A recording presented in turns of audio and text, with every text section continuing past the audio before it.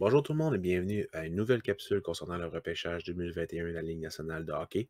Mon nom est Pascal, je suis chroniqueur au toutsurlehockey.com et également membre du TSLH podcast. Aujourd'hui, on vous fait un petit profil de Brent Clark, un espoir qui est éligible à la séance 2021 de la Ligue nationale de hockey. On va faire un topo global là, des talents du joueur, que ce soit en offensive, en défensive, son jeu physique, sa maturité sur la glace et sa mobilité. Mais pour commencer, on va parler un peu plus de sa bio. Donc, Clark est un joueur, un défenseur droitier de 6 pieds 1, 181 livres. Il est né le 9 février 2003. Il a donc 18 ans, puisqu'on est le 19 février 2021. Il est né au Canada. L'année passée, il jouait dans la dans la OHL, excusez, avec les Colesbury. Mais cette année, il a été prêté en Slovaquie, au HC Novzamki. Il a joué 16 matchs là-bas, récolté 6 points, donc 4 buts. Écoutez, je pourrais vous parler de ses compagnons de trio, mais je pense que ce ne sera pas des futurs joueurs de la Ligue nationale de hockey. Vous ne les connaîtrez pas, donc c'est pas vraiment nécessaire. Mais sachez que leurs noms sont Vastila et Ferretta. Donc, c'est pas vraiment pertinent ici, mais bref. Il jouait surtout dans le top 4, des fois sa troisième paire également. Euh, Par beaucoup, c'est vu comme un joueur qui est dans le top 5 du repêchage, voire top 3 et même pour certains top 1. Mais avec son jeu en Slovaquie, peut-être que ça a baissé un peu là, dans les listes des gens. Donc, on va commencer par ses aptitudes offensives. Donc, pour le top 10 des défenseurs cette année qui sont éligibles, je dirais que Brent Clark, c'est le gars qui a le potentiel le plus élevé en termes de production et en termes de dynamisme. Euh, Clark est très polyvalent, c'est-à-dire c'est un bon fabricant de jeu, mais c'est aussi un très bon euh, marqueur de but, si on veut. Son tir est très précis, il est très puissant. Euh, il pourrait l'être plus, mais il veut pas, il est quand même jeune, il a 18 ans, donc c'est pas un problème pour l'instant. Mais Simon Edvinson, Luke Hughes et Owen Power n'ont pas un aussi bon tir que Clark. Ensuite, au niveau de sa paire de main, très très bonne. C'est pas nécessairement un défenseur qui va passer au travers des joueurs. Ça arrive, là, il est capable de vous en sortir des belles, des feintes, mais il va plutôt les contourner, faire une spoon ou vous voyez le genre. Là. Il y a un bon maniement de rondelle, mais quand même pas trop risqué comme manœuvre. Donc j'aime ça, j'aime quand même ça de lui. Mais c'est juste le timing quand est-ce le faire qu'il va falloir qu'il l'améliore parce que souvent, il est le dernier défenseur, soit en zone neutre ou en offensive, il est le dernier défenseur de son équipe en arrière, puis il va tenter une feinte. Souvent, ça va marcher, il n'y a pas de problème, ou un wrap-around, là, mais souvent, il est le dernier défenseur, puis c'est risqué en maudit de le faire, ce genre de manœuvre-là, quand tu es le dernier défenseur, pour les revirements, les créer des échappées et tout. Donc ça, il va falloir qu'il l'améliore, mais c'est pas mal le cas pour n'importe quel défenseur à caractère offensif élite. Pour les jeunes de 18, 17, 16 ans, même 19, 20 ans, il va falloir qu'ils apprennent à se doser. Parce que c'est un joueur comme je disais, qui est très dynamique, mais qui est surtout éparpillé, je dirais éparpillé. Dans le fond, en offensive, soit en défensive ou dans une neutre, il est très dynamique. Il utilise vraiment beaucoup son patin et tout. On va en parler plus tard, là, son patin, mais il utilise beaucoup son énergie sur la glace, mais ça fait en sorte qu'il faudrait. Ça fait en sorte qu'il est comme, ça, comme je disais, il est comme éparpillé et il perd beaucoup d'énergie à bouger inutilement, latéralement, souvent. Donc, quand il va mieux comprendre comment utiliser sa mobilité et, en fond, sa technique de patin et tout, ça va vraiment grandement augmenter son efficacité à réaliser des jeux. Comme on a vu, il y a pas beaucoup de points cette année en Slovaquie. Il a quand même, c'est correct, là, 5-6 points, c'est correct. Mais ça aurait pu être plus. Puis j'ai vu beaucoup de matchs. J'ai vu 5-6 matchs en Slovaquie. Et j'ai bien aimé ce que j'ai vu, mais on voyait qu'il essayait beaucoup, beaucoup, beaucoup, beaucoup, beaucoup, mais les points venaient pas. Il y avait la confiance de ses entraîneurs, mais comme je dis, les points venaient pas. Il y a beaucoup de jeux qui donnaient rien en fin de compte. Et ben, ses coéquipiers n'étaient pas nécessairement super bons. Mais c'est rare que je mets la faute, c'est les autres joueurs qu'un joueur que j'évalue, dans le fond. Parce que ça sert à rien, puis de toute façon, ça fait comme déresponsabiliser le joueur de son jeu, puis j'aime pas ça. Bref, c'est un joueur dynamique. Puis, comme je disais, il y a un aussi bon tir que c'est un fabricant de jeux. J'adore la façon qu'il a de manipuler un corps défensif. La majorité du temps, les défenseurs modernes, dans le fond, pour le hockey moderne, le national de hockey, ils sont tout le temps bons pour manipuler les joueurs en avant d'eux, que ce soit par les mouvements latéraux, des mouvements d'épaule ou de main, pour vraiment influencer leur mouvement, pour créer des lignes de passe ou des lignes de tir, des tirs-passes et tout. Ben ça, Brent Clark est excellent là-dedans. Ça va l'aider pour la transition dans le hockey professionnel de hockey. Dans le hockey professionnel, tout court. Donc, quand il va apprendre à jouer de cette façon-là, dans le fond, à se doser sur ses énergies, ben, on va voir pas mal plus un joueur de hockey pro qu'en ce moment. Parce qu'en ce moment, il joue vraiment junior. Il joue pas tout pro comme Owen Power ou Simon Edvinson. C'est vraiment un gars junior en ce moment. Puis il y a de la maturité à prendre. Pas nécessairement son attitude. J'ai pas vu de problème niveau attitude, c'est-à-dire que, mettons, son coéquipier ne réussit pas un jeu ou ben pas de frustration inutile. Ça, j'ai pas vu de ça. Fait que d'après moi, il y a quand même une bonne attitude, mais il y a du travail à faire sur ses habiletés.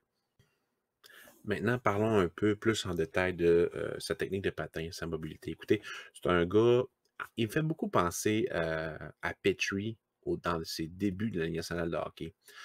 Pas seulement de sa mobilité, mais l'ensemble de son jeu. C'est-à-dire que Petrie, il essayait tellement des affaires, il voyait des trucs que le monde ne voyait pas, mais ça faisait en sorte qu'il y a beaucoup de choses qu'il ne voyait pas de ses adversaires, qui créaient des revirements, des chances de marquer dans le camp adverse. Donc, Brent Clark me fait beaucoup penser à ça. Ça arrive qu'il va prendre la rondelle dans son territoire, qu'il va la monter, mais il y a vraiment trop de dentelle pour certaines situations qui vont créer des revirements ou juste des jeux qui meurent pour rien avec une perte de rondelle. Fait que Petrie, à cette heure, il n'est plus comme ça. Il a vraiment pris la majorité quand il a pris la place de défenseur numéro 1 de chez Weber avec le Canadien de Montréal. Mais Brent Clark, il n'est pas encore là, il est encore très jeune. Mais voyez un peu le genre de défenseur qui est là. Je ne compare pas le talent, peu importe, je compare juste le genre de joueur qui est, c'est-à-dire assez polyvalent, mais avec un instinct offensif assez élevé. Niveau mobilité, dans le fond, il est très bon, comme je dis, c'est un gars dynamique qui s'éparpille un peu, mais quand il l'a dans un match, c'est très impressionnant à voir. Il est capable de véhiculer n'importe où sur la patinoire, droite à gauche, nord-sud, ça, il n'y a pas de problème. Il est capable de contourner les joueurs avec des beaux mouvements de jambes, dans le fond, pour complètement les écarter du jeu pour se libérer. Ça va arriver qu'il va rencontrer un joueur qui est capable de le suivre, mais généralement, il va tomber à POC en fond de territoire pour ne pas la perdre inutilement, pour au moins que ses coéquipiers puissent aller la chercher. Même souvent, ça va être lui qui va y aller, qui va aller en échec avant. Donc, c'est pas un problème à ce niveau-là. Puis, j'adore le voir contrôler la rondelle. C'est vraiment un défenseur moderne. Puis, selon moi, il va jouer très, très bientôt dans la Ligue nationale de hockey. Pas l'année prochaine, possiblement pas l'année après, mais un peu comme Bowen Byram, là, vers 20 ans, là, la saison qui va avoir 20 ans, après moi, c'est un bon hint pour lui, pour voir des petits shots dans le national de hockey. En plus, ben, il est droitier, puis c'est le genre de défenseur qui est très recherché dans le national de hockey, cette chose-là. S'il y avait quelque chose à améliorer au niveau de sa mobilité, ce serait de l'explosion. C'est pas nécessairement le gars qui va prendre sa vitesse maximale rapidement. Mais encore une fois, pour ça, je vais vous répéter, pour beaucoup de joueurs qui ont une bonne mobilité à cet âge-là, mais qui n'ont pas une bonne explosion, ça va venir avec la prise de poids. Il y a encore du poids à prendre, ce gars-là, puis ça va venir, je ne suis même pas inquiet. La mobilité va s'améliorer à ce niveau-là, puis on va voir un très, très bon joueur de hockey sur la glace. Donc, son jeu physique. Jusqu'à date, on n'a pas parlé de joueur nécessairement physique. Brent Clark a le meilleur potentiel à date des défenseurs que j'ai parlé, Edvinson, Hughes et Power. Malgré le fait qu'il est plus petit que Power et Edvinson, c'est pas mal lui qui a le meilleur potentiel, qui a plus le, le goût de jouer physique, si on veut, que ce soit pour les open eyes en zone neutre, sur le bord de la bande avec les hip checks, dans le fond les coups avec la hanche, ou devant le filet, puis sur le long des bandes. Ça, il y a un vouloir de le faire, puis ça arrive qu'il va le faire quand même bien. Surtout dans WHL, dans le fond, dans la Ligue de l'Ouest. En Slovaquie, c'est pas une ligue qui est super physique, donc ça arrive un peu moins, mais on a vu quelques flashs physiques là, que j'ai bien aimés dans les matchs que j'ai regardés.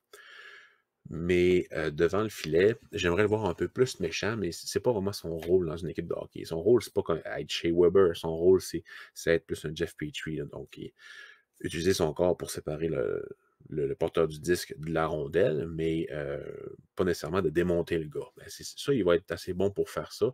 Mais il faut qu'il améliore, il faut qu'il prenne l'expérience, de la maturité encore là-dedans.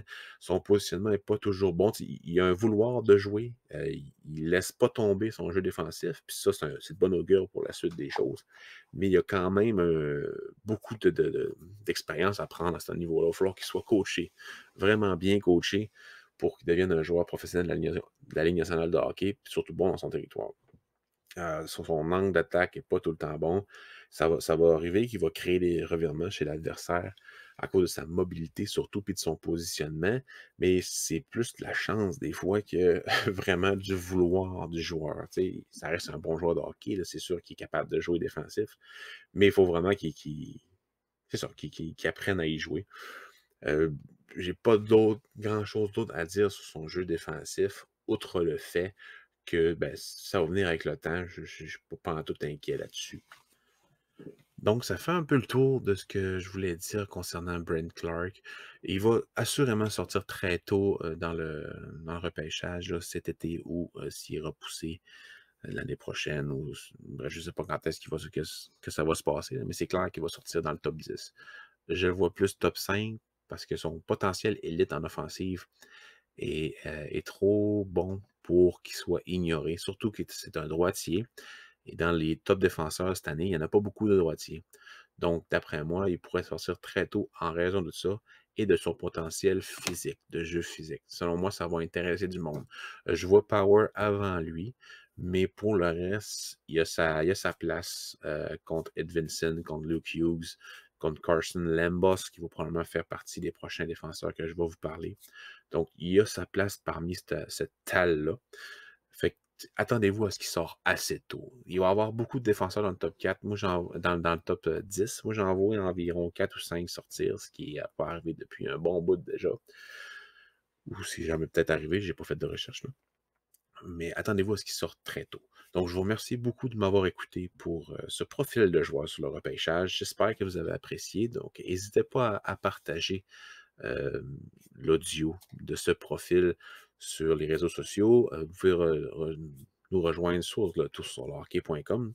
D'ici juin, je vais débuter ces profils-là écrits. Donc, tous les profils vont avoir du texte et les épisodes audio avec eux. Donc, vous allez pouvoir avoir plus d'informations sur les espoirs. Je vous remercie beaucoup et passez une bonne fin de journée.